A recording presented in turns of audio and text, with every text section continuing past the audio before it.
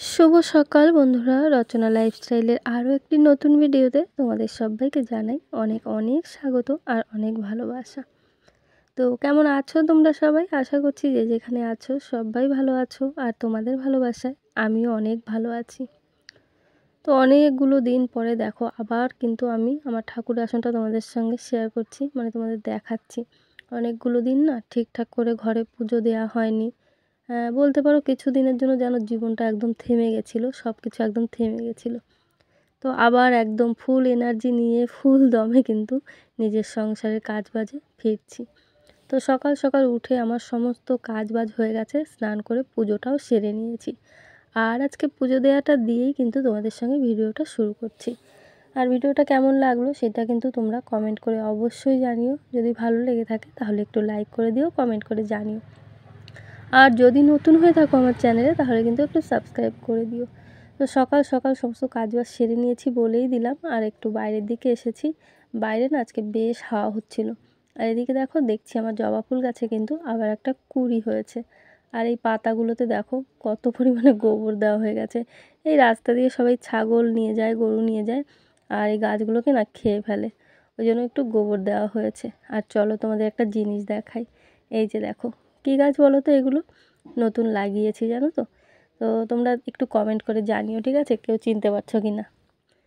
তো যাই হোক, ওদিকে একটা ফুলও হয়েছে দেখতে পাচ্ছি। আর এই গাছটার একটা পাতা ছিঁড়লেই আর কি বোঝা যাচ্ছে, গন্ধটা এত সুন্দর, পুরো কোলগেটের মতো। তো যাই হোক, বলেই দিই। তো এগুলো অনেকেই হয়তো চেনো, তো আমি না আগে সেইভাবে কখনো দেখিনি, এই ফার্স্ট টাইম আর কি নিজে লাগিয়েছি। তো এগুলো হলো পুদিনা গাছ। তো শিলিগুড়ি থেকে ভাগনা এসছে, মানে ছোটো ননদের ছেলে। তো দিদিরা এই পুদিনা গাছগুলো চাষ করে, দিদিকে বলেছিলাম পাঠাতে, ওই জন্য কিন্তু ভাগ্নে নিয়ে এসেছিলো। আর সেগুলো আমি এখানে লাগিয়ে দিয়েছি। আর এদিকে সকাল সকালে একটু রোদ রোদ উঠেছে, দেখো মা কী করছে, বসে বসে উনুন বানাচ্ছে। বাইরে আমার যে উনুনগুলো ছিল না, সব ভেঙে ফেলতে হয়েছে। এই যে দেখো, ঠিক এই জায়গাটায় সিঁড়ির এই পাশে কিন্তু আমার ছোট্ট উনুনটা ছিল।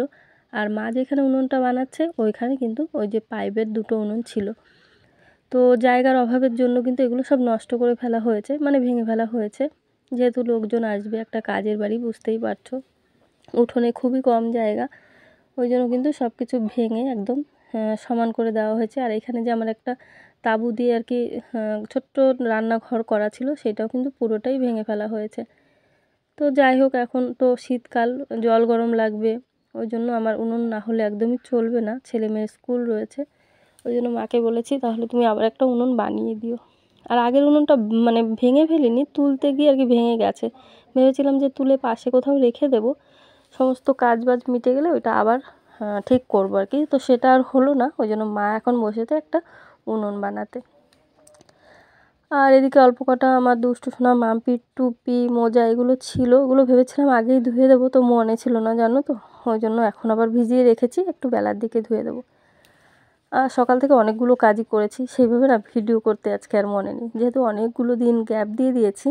আজকে আবার মানে টুকটুক করে একটু করে আর কি সংসারের কাজে ফিরছি, আগেই বললাম। তো আবার শুরু করেছি। আর এইদিকে দেখো কী করেছি জানো তো, এই সর্ষেগুলো ধুয়ে দিয়েছিলাম কয়েকদিন আগে। সর্ষেগুলো ভালো মতো শুকায়নি, বাইরে মেলা হয়নি, রোদে দেওয়া হয়নি। ওইটাই আজকে আবার একটু রোদে দিয়ে দিয়েছি, ভালো করে শুকিয়ে গেলে কৌটোয় ভরে রাখবো। আর এগুলো কী হয়েছিল জানো তো, সর্ষের কৌটোর মধ্যে না একটা আটার প্যাকেট রেখে দিয়েছিলাম, ওই জন্য আটা আর সর্ষে সব মিক্স হয়ে গেছিলো। এই জন্য একটু ধুয়ে আবার রোদে দিয়ে দিয়েছি। আর এদিকে সকাল সকাল আমার মিঠির মনে হয় শীত লেগে গেছে। মিঠি দেখো একদম রোদ পেয়ে বসে গেছে আরামসে রোদ খেতে। আর চলে এসেছি ঘরে। তো সকালে রান্নাবান্নাটাও কিন্তু আমি এই ফাঁকে সেরে নিয়েছি, তোমাদের সঙ্গে শেয়ার করা হয়নি এটাও। তো আজকে সকালে রান্না করেছি কাতলা মাছ দিয়ে উচ্ছে আলুর তরকারি, আর করেছি পালং শাক। ওইটা দিয়ে আমার দুষ্টু সোনা এখন খাওয়া দাওয়া করছে। আর আজকে কিন্তু রয়েছে দুষ্টু সোনা মাম্পি দুজনেরই স্কুলে পরীক্ষা আর কি, ফাইনাল এক্সাম চলছে আর কি, তোমরা জানো অনেকেই। তো তারপরে দেখো সন্ধে হয়ে গেছে, আর সারাদিন না সেইভাবে কিচ্ছু ভিডিও করা হয়নি। সন্ধেবেলা এখন আমরা সবাই মিলে একদম জমিয়ে চা খাচ্ছি। তো এই মুহূর্তটা একটু না শেয়ার করলে হয় বলো। আর এদিকে দুপুরের পরে আবার এসেছিলো দিদি, এই যে দেখো দিদি বসে চা খাচ্ছে, মানে ননদ। তো ভাগ্নে গেছিলো দিদিদের বাড়িতে, মানে ওর মাসির বাড়িতে। তো বিকেলবেলা আবার দিদি আর ভাগ্নে দুজনেই এসেছিলো। তো ওই জন্য সবাই মিলে বসে চায়ের আড্ডা জমিয়ে দিয়েছিলাম আর কি, সবাই মিলে খুব মজা গল্প করে চা খাচ্ছিলাম।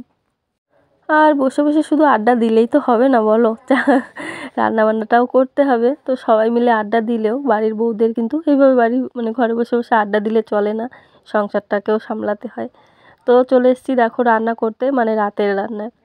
দিদিরা যেহেতু খেয়ে দিয়ে বিকেলে আর কি এসছে, তো ওই দুপুরে খাওয়া দাওয়াটা আর করেনি, এখানে এসে বাড়ি থেকেই করে এসেছিলো।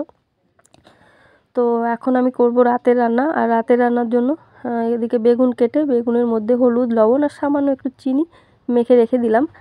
আর এদিকে চাল নিয়ে নিয়েছি, দেখো চালের জলটাও দিয়ে দিলাম। আর করব ফুলকপি, আলু, পেঁয়াজ কুচি দিয়ে ভাজি।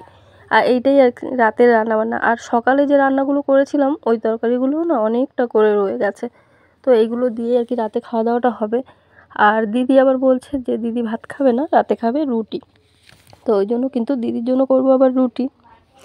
ওই জন্য কিন্তু একদমই অল্প পরিমাণে চাল নিয়েছি, আর এইটুকু চালই আর কি রান্না করব। মাম্পি আর আমি খাবো, আর আমার দুষ্টু সোনাও রুটি খেতে খুবই ভালোবাসে।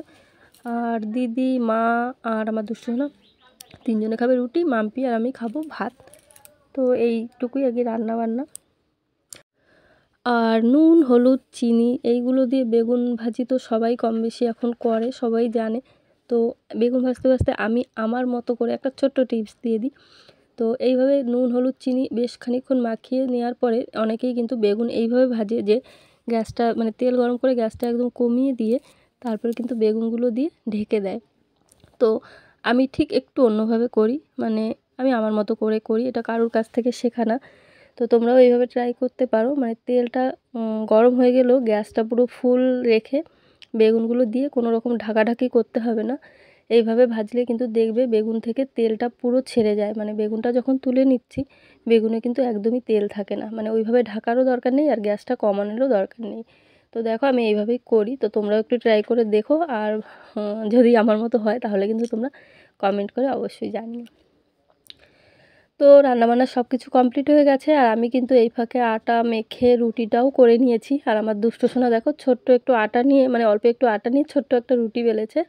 এটা ওকে এখন ভেজে দিতে হবে। গ্যাসটা নিভিয়েও দিয়েছিলাম, তো আবার ওর দুষ্টু সোনার জন্য কিন্তু গ্যাসটা আমাকে জ্বালাতে হয়েছে। আর ছোট্ট একটা রুটি দুষ্টু সোনা ভাজবে, ওই জন্য মানে নিজে নিজে আর কি করবে বলছে, ওই জন্য কিন্তু এই যে দুষ্টু সোনা নিজেই করছে। আর আমি আবার একটু ঘি দিয়ে দিয়েছি, ওই জন্য কিন্তু লুচি, মানে লুচির মতো একদম ফুলে উঠেছিল। তো যাই হোক, সমস্ত কাজ বাজ একদম রান্না বান্না কমপ্লিট করে আমরা খেতে বসে গেছি। আর সকাল সকাল শুয়ে পড়বো, কারণ সকালবেলা উঠে আবার পড়াশোনা রয়েছে, ছেলে মেয়ে যাবে স্কুলে। বুঝতেই পারছো ফাইনাল এক্সাম চলছে, ওই জন্য। তো এদিকে দেখো খেতে বসে দিদি খাচ্ছে রুটি, মা খাচ্ছে ভাত, আমার দুষ্টু সোনাও কিন্তু রুটি খাচ্ছে।